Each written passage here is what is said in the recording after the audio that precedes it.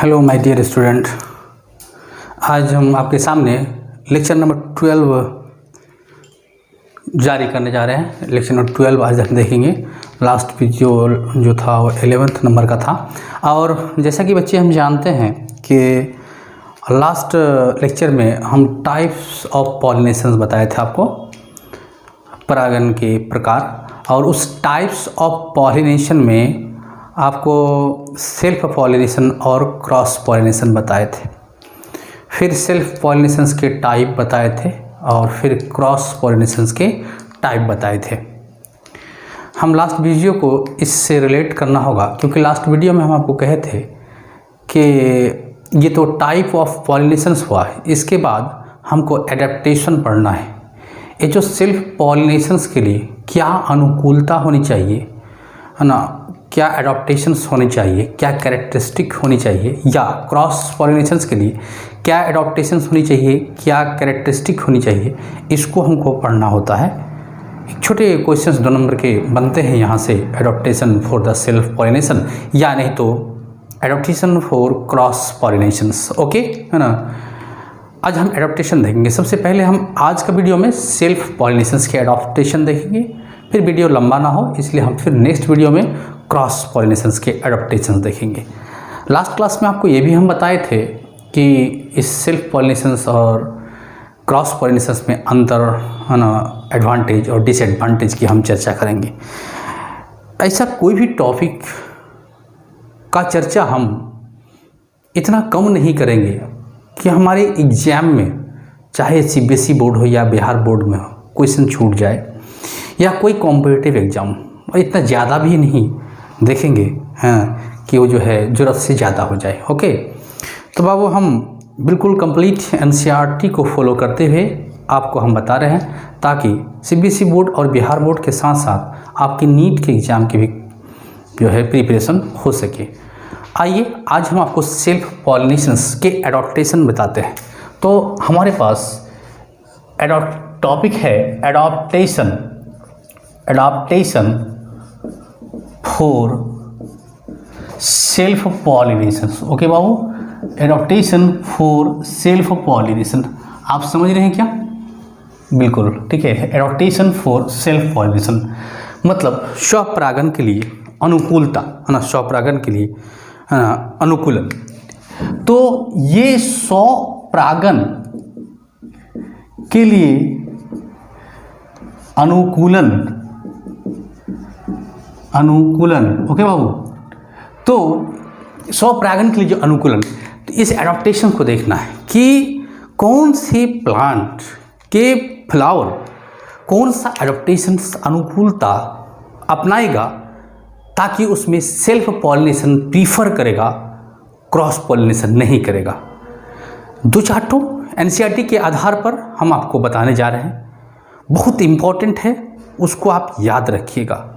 और एक बात, एनसीईआरटी के हर वर्ड को हम कोशिश कर रहे हैं कवर करने का, एक वर्ड भी हम नहीं छोड़ रहे हैं।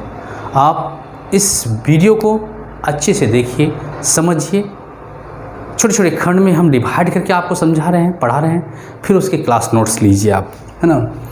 सबसे पहले एडॉप्टेशन फॉर पॉलिनेशंस में एक एडॉप्टेशंस हम यूज करते हैं। एक वर्ड है बच्ची होमोगैमी, एक वर्ड है होमोगैमी। ओके ठीक है, देखिए समझिए, ये होमोगैमी समझिए, ये वर्ड है होमो का मतलब सेम, होमो का मतलब सेम, समान, ठीक है, समान से मतलब है, ठीक है, इक्वालिटी से मतलब है। होमोगैमी एक ऐसे फ्लावर के कैरेक्टर हैं, एक ऐसे पुष्प के लक्षण हैं जिसमें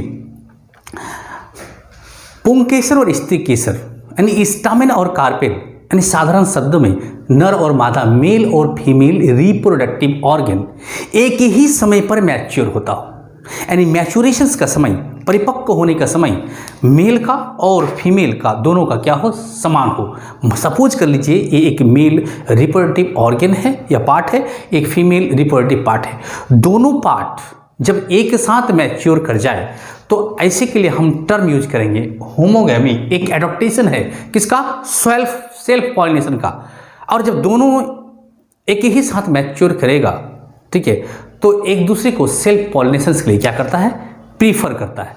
इसलिए वन लाइन स्टेटमेंट यहाँ आप याद रख सकते हैं कि होमोगैमेटम किसके लिए दिया, तो कहेंगे मैचुरेशन, है ना। एक लाइन याद रखिए बच्चे, फिर नोट तो आपको मिलेगा ही। Maturations of male reproductive part and female reproductive part is same, one word याद रखिएगा। ओके, ठीक है। अब हम फिर दूसरा टाइप देखते हैं। ठीक है, एक वर्ड है बच्चे यहाँ क्लिस्टोगैमी, एक वर्ड है क्लिस्टोगैमी, समझ रहे हैं, समझने की कोशिश करते हैं। किसको कहते हैं क्लिस्टोगैमी? सब फ्लावर के रिलेटेड कैरेक्टर हैं, फ्लावर से रिलेटेड बातें हो रही है ना। कहता है किसको कहते हैं हम क्लिस्टोगैमी फ्लावर। अगर इस बात को हम समझ जाएं तो तुरंत जो है हमको इसकी अनुकूलता के बारे में समझ में आने लगेगा। कहता है एक ऐसा फूल जो क्लोज्ड है, यानी closed flower, one line statement याद रखेंगे, क्लोज्ड फ्लावर, है ना, सीधे शब्दों में याद रखेंगे इसको, क्लोज्ड फ्लावर। ठीक है, एक ऐसा फूल जो चारों तरफ से क्या हो, बंद हो।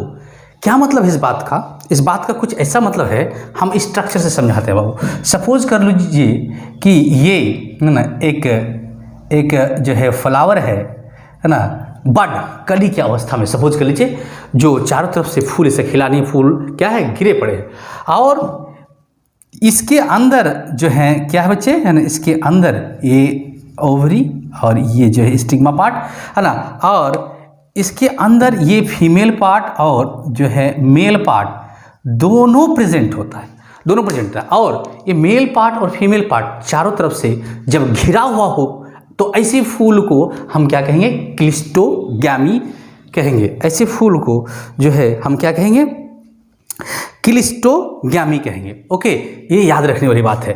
तो क्लिस्टोगैमी एक बहुत बड़ा टर्म नहीं है, एनसीईआरटी में यूज हुआ है, तो सीधे शब्दों में क्लोज्ड फ्लावर, अनओपन फ्लावर, जिसमें मेल पार्ट और फीमेल पार्ट क्या हो, घिरा हुआ हो। ठीक है ना।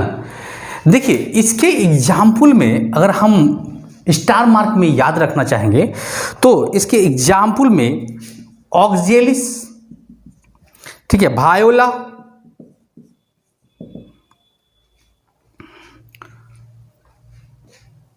कॉमेलिना।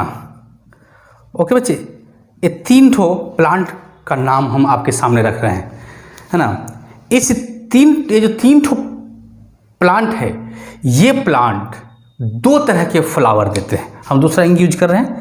ये तीन प्लांट जो है दो तरह के फ्लावर देते हैं। उनमें से एक फ्लावर को हम क्लिस्टोगैमी कहते हैं, है ना, और दूसरे फ्लावर को हम चास्मोगैमी कहते हैं, चास्मोगैमी कहते हैं। ओके बाबू, याद रखिएगा, ठीक है, चास्मोगैमी कहते हैं। बिल्कुल साधारण तरीके से, बिल्कुल आसान तरीके से पढ़ा रहे हैं, जितना पढ़ा रहे हैं उसको याद रखिएगा।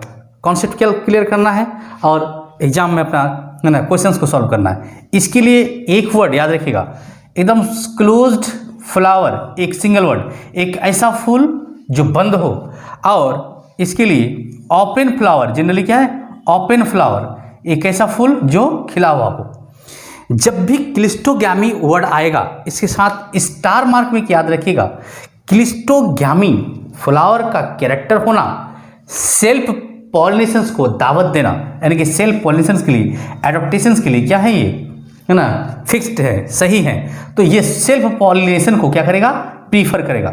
और अगर कोई फ्लावर ये ओपन है, ये अगर ओपन है तो ये क्रॉस पॉलिनेशंस को प्रीफर करेगा। इसका मतलब chasmogamy is the characteristic for cross pollination, और जो है cleistogamy is the characteristic for self pollinations. समझ में आ रहा बात? ठीक है, ये दो एडॉप्टेशंस आपको हम बताए। ठीक है, अब देखते हैं हम नेक्स्ट एडॉप्टेशन के। इस बात को समझ के आप याद रखिएगा, है ना। अब नेक्स्ट हम समझाते हैं आपको।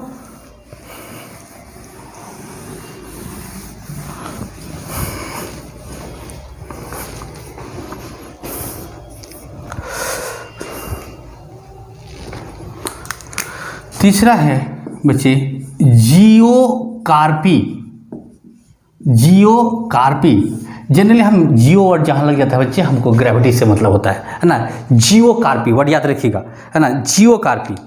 इसमें क्या होता है, एक जियोकार्पी एडाप्टेशंस को जो प्रीफर करता है जो प्लांट, उसको कॉमनली जो है ग्राउंड नट के नाम से जानते हैं, commonly called groundnut. Okay बाबू, कॉमनली कॉल्ड ग्राउंड नट। ठीक है, बहुत इंटरेस्टिंग बात है, बहुत मज़ेदार बात है इसमें कि क्या कि इसमें maturation, after getting the maturation, जब परिपक्व हो जाए मेल रिप्रोडक्टिव पार्ट और फीमेल रिप्रोडक्टिव पार्ट और फर्टिलाइजेशन हो जाएगा, समझे, फर्टिलाइजेशन हो जाएगा, तो फर्टिलाइजेशन के बाद आफ्टर द फर्टिलाइजेशन, है ना, पेडिसेल विल एलोंगेट, है ना, पेडिसेल क्या करेगा, ये लंबा होगा और लंबा होने के बाद फर्टिलाइज ओवरी को जमीन के नीचे लेके जाएगा।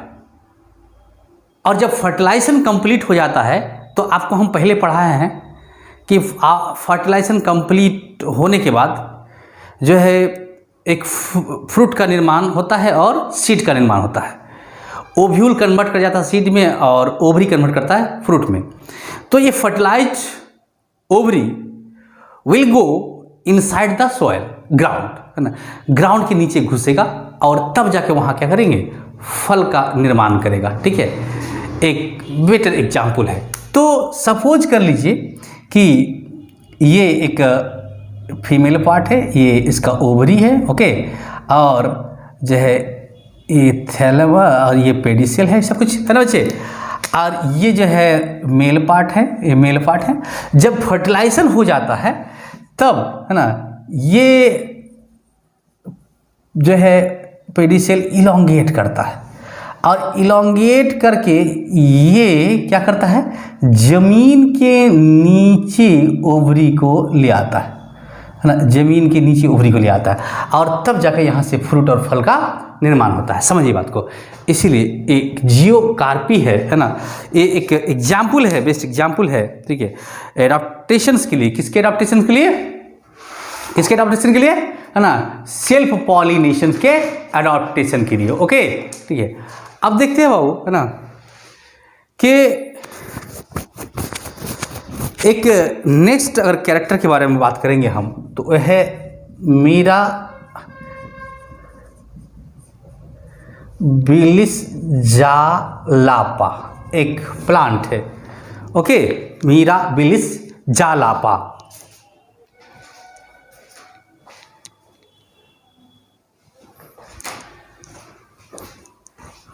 तो यहाँ एक है बच्चे, है ना, मीरा बिलिस जालापा। ठीक है, अब देखिए यहाँ एक विचित्र घटना क्या घटती है ना, एक अच्छी बात इसमें क्या होता है कि एक अंतर है, सपोज कर लीजिए ये अंतर है। ठीक है, ये अंतर है ना, और ये अंतर है और ये इसका फिलामेंट है, ये इसका फिलामेंट है। इस एडाप्टेशन में क्या होता है, और सपोज कर लीजिए ये फ्लावर है और इसी के जो है ना पास में इस प्रकार से थोड़ा सा बस एक रफ डायग्राम बाबू सिर्फ आपको हम समझाने के लिए खींच रहे हैं, ऐसा है। ठीक है, तो इसमें क्या होगा, फिलामेंट बहुत ज़्यादा इलोंगेट करेगा, बहुत लंबा होगा, इतना लंबा होगा फिलामेंट कि ये मुड़कर इस स्टिग्मा के अंदर घुस जाएगा और पोलन ग्रेनुल को रिलीज करेगा, फर्टिलाइजेशन को अंजाम देगा। इसका मतलब है कि इस फिगर को कुछ ऐसे बदल सकते हैं कि ये फिलामेंट लंबा ऐसे हुआ, है ना, और ऐसे होने के बाद आके इसके स्टिग्मा पर क्या होते हैं, घुस जाएंगे, है ना, और तब जाके पोलन ग्रेनुल को रिलीज करेगा, फिर फर्टिलाइजेशन होगा। एक एडाप्टेशन है, ये मिराबिलिस जालापा एक प्लांट है, उसका ये जो है ये कैरेक्टरिस्टिक है, बहुत इंपॉर्टेंट है ना। इसके अलावा एक नेक्स्ट एडाप्टेशन हम देखेंगे, विंकारोजिया, 4 नंबर 5 नंबर, विंकारोजिया, है ना बच्चे, एक प्लांट का नाम है ना।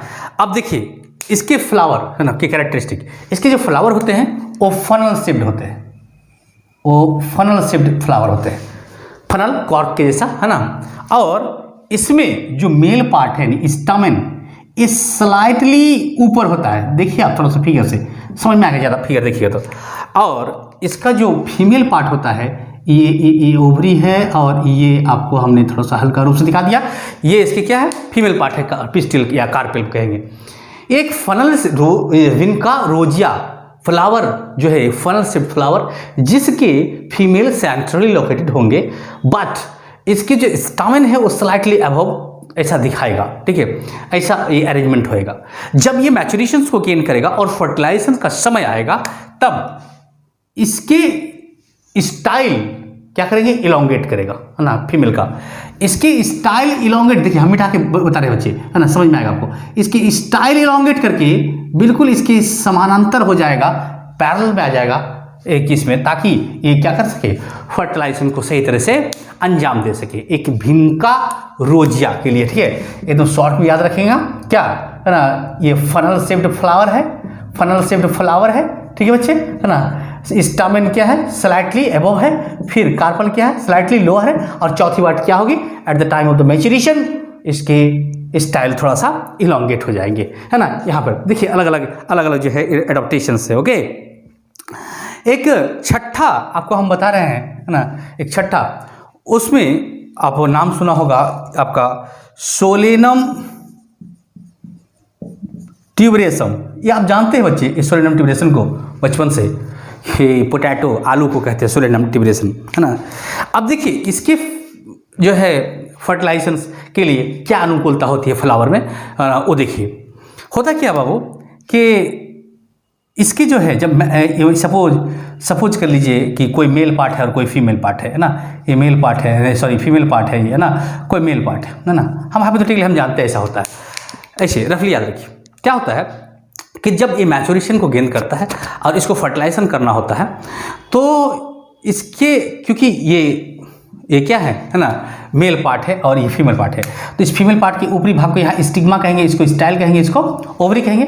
तो इस फ्लावर के स्टिग्मा और स्टाइल इतना ज़्यादा इलोंगेट हो जाते हैं, बहुत लंबा हो जाता है, और लंबा होकर ये क्या करता है, एंथर के चारों तरफ अपने आप को रैप्ड कर लेता है, क्वाइल कर लेता है, और क्वाइल करने के बाद क्या करते हैं, ये फर्टिलाइजेशन को अंजाम दिलवाता है, कि पॉलिनेशन की पॉलन ग्रेन को ट्रांसफर करवाने के लिए ऐसा कैरेक्टर शो ऑफ करता है। यानी ये स्टाइल और स्टिग्मा जो है इतना लंबा होगा कि इस एंथर के चारों तरफ क्या हो जाएंगे, रैप अप कर जाएंगे, और फर्टिलाइजेशन को क्या करेगा, अंजाम देगा। ये छठों एडाप्टेशंस हम आपके सामने रखे हैं एनसीईआरटी का। आप अच्छे बच्चों की तरह एकदम बहुत शॉर्ट में बाबू प्लीज़ रिक्वेस्ट है आपको याद रखिएगा, थोड़ा सा स्लाइटली 10% 20% हम एनसीईआरटी से ज़्यादा आपको बता रहे हैं, ताकि हमारे बच्चे जो भी हैं मेरा क्लास ले रहे हैं वो कहीं नहीं रुके, है ना, चूक नहीं करें छोटा मोटा, ठीक है। पहला हमने एडवर्टेशंस दिया बाबू, क्या कि होमोगैमी, है ना, उसमें हमने क्या कहा कि मैच्योरेशन का टाइम क्या होंगे, समान होंगे, सेम होंगे, वो लाइन एक्सपेक्ट करके याद रखिएगा। दूसरा हमने दिया एडवर्टेशन क्लिस्टोगैमी, क्लिस्टोगैमी के लिए क्या कहा कि ये बच्चे क्लोज फ्लावर है, एक बंद फ्लावर है जिसके अंदर मेल पार्ट और फीमेल पार्ट दोनों क्या है, बंद है, ठीक है।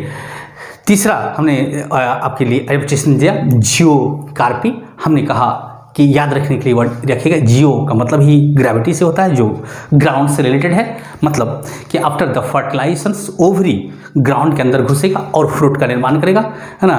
और चौथा मिराबिलिस जालापा, जिसमें हमने कहा कि एक फिलामेंट यानी मेल पार्ट का फिलामेंट बहुत लंबा हो जाएगा और उसका एंथर इसके स्टिग्मा में घुसकर क्या करेगा, फर्टिलाइजेशन को अंजाम देगा, मिराबिलिस जालापा। इसका एक कॉमन नेम भी है बच्चे, इसको 4 o'clock प्लांट भी बोलते हैं, 4 o'clock प्लांट, है ना। अच्छा, उसके बाद पांचवा है विंका रोजिया, है ना।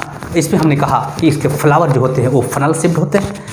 दूसरी बात कि इसके मेल पार्ट और फीमेल पार्ट के अरेंजमेंट पे क्या अंतर है कि female part slightly lower than the male part होता है। जब मैच्योरेशन का समय आता है फर्टिलाइजेशन का तो इसकी स्टाइल लंबा हो जाते हैं और पैरेलल हो जाते हैं, फिर फर्टिलाइजेशन को अंजाम देता है। और छठा आपको हमने सोलेनम ट्यूबरेसम बताया, जिसमें हमने कहा कि स्टाइल और स्टिग्मा इतना ज़्यादा लंबा हो जाता है कि एंथर के चारों तरफ रैप अप करके ये पॉलिनेशंस को अंजाम देता है ना, फर्टिलाइजेशन विल टेक प्लेस, ठीक है।